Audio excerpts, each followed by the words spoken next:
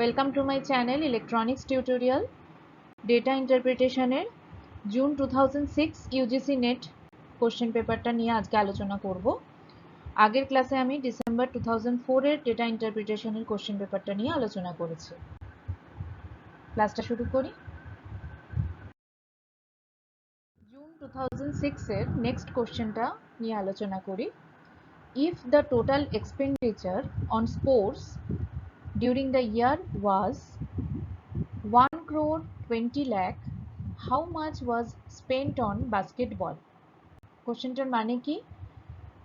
If the total expenditure on sports during the year was 1 crore 20 lakh, তার মানে হচ্ছে যদি স্পোর্টসে টোটাল এক্সপেন্ডিচারটা ইয়ারে 1 কোটি 20 লাখ টাকা হয়, then how much was spent on basketball? বাস্কেটবলে তাহলে কত টাকা খরচা হয়েছে?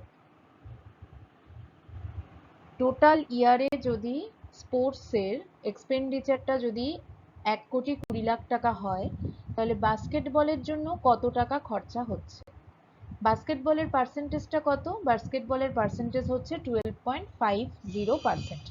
তাহলে এটাকে আমরা কিভাবে তার বাস্কেটবলে কত পার্সেন্টেজ এক্সপেন্ডিচার হয়েছে? 12.5% এক্সপেন্ডিচার হয়েছে।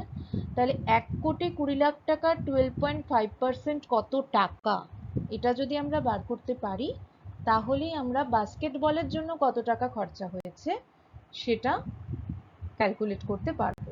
অপশনগুলো কি কি আছে? অপশন এ হচ্ছে 9,50,000, option B 10 lakh, option C 12 lakh, option D 15 lakh.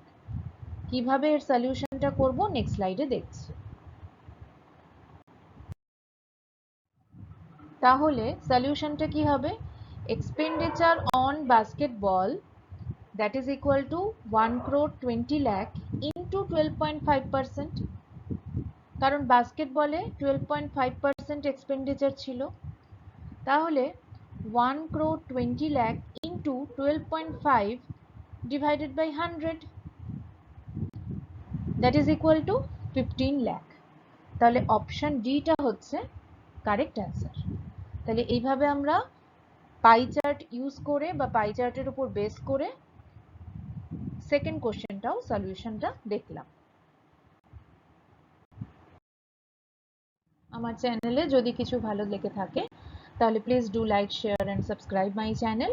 Thank you.